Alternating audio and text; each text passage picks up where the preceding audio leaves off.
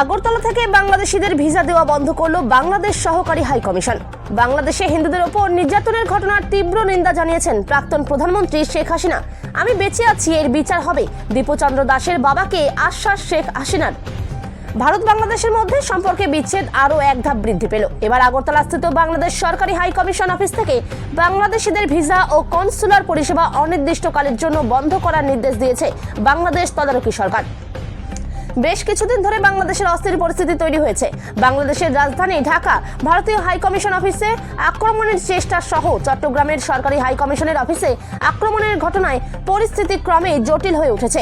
শেষ পর্যন্ত আগরতলাস্থিত বাংলাদেশ সরকারি হাই কমিশনের অফিস থেকে বাংলাদেশিদের এক প্রকার যাবতীয় পরিষেবা অনির্দিষ্টকালের জন্য বন্ধ করার নির্দেশিকা জারি করা হয়েছে। বাংলাদেশের হিন্দু যুবক দীপুচন্দ্র দাসকে লাঠি রড দিয়ে পিটিয়ে প্রকাশ্যে গাছের সাথে বেঁধে জ্যান্ত আগুন দিয়ে পুড়িয়ে মারা হয়েছে।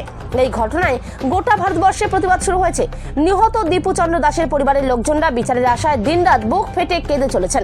বাংলাদেশের প্রাক্তন প্রধানমন্ত্রী শেখ হাসিনা ও এই ঘটনার তীব্র নিন্দা জানিয়ে বলেন, আমি বেঁচে আছি, এর বিচার হবে, দীপুচন্দ্র দাসের হত্যাকারীদের কাউকেই রেহাই দেওয়া হবে না।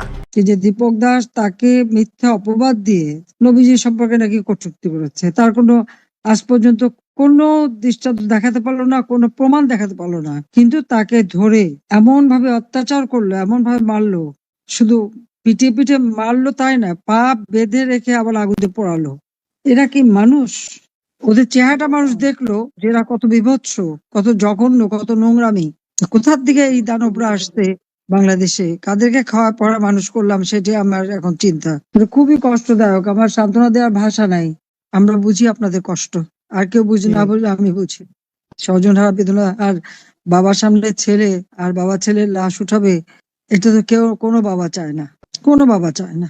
আপনি ধৈর্য ধরেন, আর কি বলবো। আসি, বেঁচে যখন গেছি, যত দূরেই থেকে আমি আছি আপনাদের সাথে, আপনাদের পাশেই আছি, আর এর বিচার হবে ইনশাল্লাহ। এটুকু খালি ধৈর্য ধরেন, বিচার হবে। নমস্কার, আপনারা দেখেছেন কয়েকদিন আগে গত 18 তারিখ ভয়ঙ্কর ভাবে, নৃশংস ভাবে ময়মনসিংহের যে এই দীপু দাসকে যেভাবে হত্যা করা হয়েছে, মিথ্যা ধর্মীয় অনুভূতির গুজব রটিয়ে, এবং হত্যা করার পরে তাকে প্রচন্ড মারধর করে, তাকে উলঙ্গ করে, তাকে গাছের সাথে উল্টো করে ঝুলিয়ে অপমান করে, অপদস্থ করে, এবং তারপরে তাকে জ্বালিয়ে দেওয়া হয়েছে।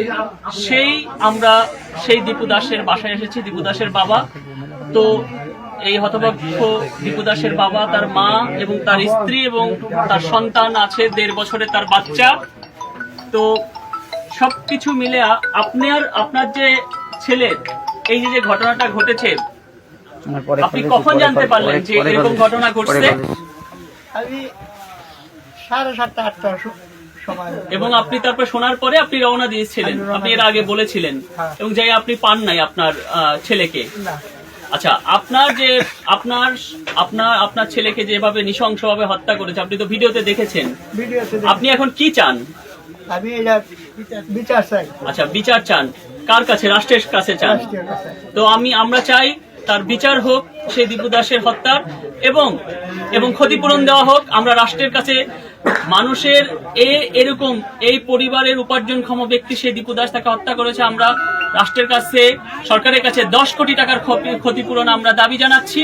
এবং এই যে সরকারের পক্ষ থেকে, সরকারের কোনো উপদেষ্টা, আমি আশা করব যে তিনি এসে এই যে নৃশংস যে ঘটনাটা ঘটেছে তার পরিবারের কাছে এসে সান্ত্বনা প্রদান করবে। কারণ আমরা এর আগে বহু দেখেছি যে সংখ্যালঘুদের উপর যে এত ঘটনা ঘটে যায়, কখনো দেশের সর্বোচ্চ পর্যায়ে মানুষেরা খুব একটা যে তাদের সান্ত্বনা দেয় না বা আসে না।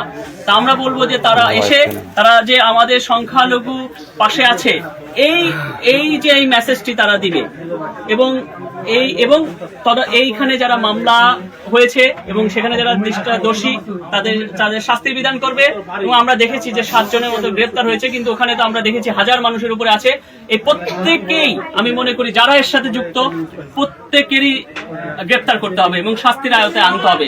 কারণ এরকম নৃশংস ঘটনা, আমরা চাই যে এক মায়ের বুক খালি হয়েছে, এরকম আর যেন কোনো মায়ের বুক খালি না হয়। আপনারা দেখেছেন যে তার স্ত্রী কিভাবে কাঁদছে এবং পুরো পরিবারটা ধ্বংস হয়ে গেছে। এবং আমি শুনলাম এখানে আসার পরে যে আমরা আমি অবাক হলাম যে তা এরকম নৃশংসভাবে একটা হত্যা করার পরে আমরা জানি কি যে মৃত্যুর পরে মানুষের কোনো বিদ্বেষ থাকে না, সে মৃত্যুর পরেও যেভাবে তার লাশকে সেখানে মাথায় বাড়ি দিচ্ছে, আমি দেখলাম যে আগুন লাগানোর পরে পড়ে গেছে তার দেহটা, তারপরও মাথার উপর বাড়ি মারছে।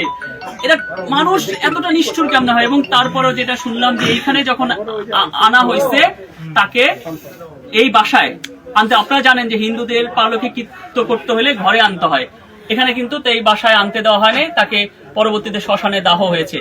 তো আমি আপনাদের বিশেষ করে তার স্ত্রী, তার মা, তার বলবো যে আপনারা তো চান যে সরকারের পক্ষ থেকে যে যেন এটা দৃষ্টান্তমূলক শাস্তি হয়, এটা তো চান। এবং আমরা চাই, আমরা সংখ্যালঘু ওই সম্মিলিত জোট সহ বা বাংলাদেশের সনাতন ধর্মাবলম্বীরা আমরা চাই যে সরকারের পক্ষ থেকে এখানে আসবে সান্ত্বনা দিতে, এবং সরকারের এই পরিবারকে যেন 10 কোটি টাকার একটা ক্ষতিপূরণ দেওয়া হয়, এবং এই দোষী যারা আছে তাদের যেন দৃষ্টান্তমূলক শাস্তি দেওয়া হয়, এটা আমাদের আহ্বান। এবং আমরা দেখানো যে এই যে আমার পাশে তাদের প্রতিবেশী অন্য ধর্মাবলম্বী, আমাদের মুসলিম ধর্মাবলম্বী আমাদের চাচিরা আছেন।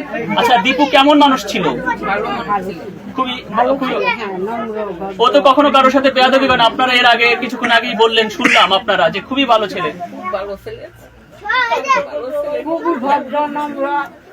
এরকম একটা ছেলেকে এরকম মিথ্যা অপবাদ দিয়ে মেরে ফেলছে। চাচি, আপনার কেমন কষ্ট লেগেছে?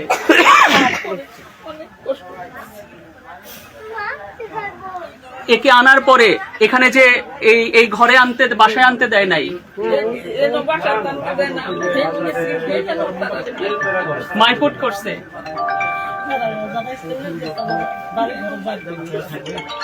আপনারা দেখেছেন যে কি পরিমাণে নৃশংসতা করছে। এই যে আজকে আপনি দেখেন যে কোনো মানবতাবাদী লোকের চোখে জল চলে আসবে। এই চাচিরা দেখেন, তারা প্রতিবেশী, তাদের চোখে জল চলে আসছে। আমি মনে করি যে এটা শুধু আমাদের সনাতন ধর্মাবলম্বী হিন্দুদের ইস্যু না, মানবতার ইস্যু, যে এইভাবে মানুষকে হত্যা করা যায় না।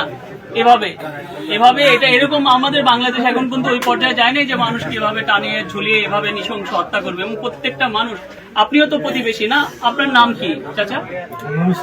হ্যাঁ, আচ্ছা, আপনার নাম কি? হেমেন্দ্র। আচ্ছা আচ্ছা আচ্ছা। তো এই সবকিছু মিলে, তো আপনারা কি চান? এই যে এই ছেলেটাকে আপনারা দেখছেন, ভালো একটা বিচার হোক। আচ্ছা আচ্ছা, কি নাম চাচি আপনার? আচ্ছা আচ্ছা। তো আপনারা দেখেছেন যে এই চাচিয়ারাও বিচার চায় এবং তারাও এটাতে খুবই মর্মাহত, দুঃখিত। সর্বোপরি এই পরিবারদের আমরা সান্ত্বনা দেব এবং আমরা বলেছি যে আমাদের এর যে সন্তানের পড়াশোনা সহ সার্বিক যে দায়ভার আমরা গ্রহণ করব। আমাদের যারা আমরা আছি সনাতন ধর্মাবলম্বী, আমরা সবাই, আমি বলবো যে আপনারা একা না, আমরা সবাই আছি, আপনারা ভয় পাবেন না। এবং আপনারা একটা জিনিস যেটা আপনারা এখনো পর্যন্ত করেন নাই, সেটা করবেন যে পরিবারের পক্ষ থেকে একটা মামলা করবেন।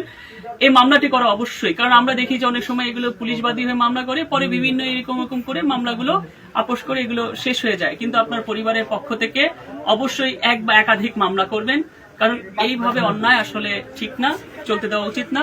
তা আমি আরো নিন্দা জানাই, আমার নিন্দা জানানোর ভাষা নেই, আমি নিন্দা জানাই আমার বক্তব্য শেষ করছি। আর আমিও আপনাদের বলবো যে যে দেখছেন সবাই প্রতিবাদ করবেন, প্রতিরোধ করবেন, এরকম অন্যায় যেন আর কারোর সাথে না হয়।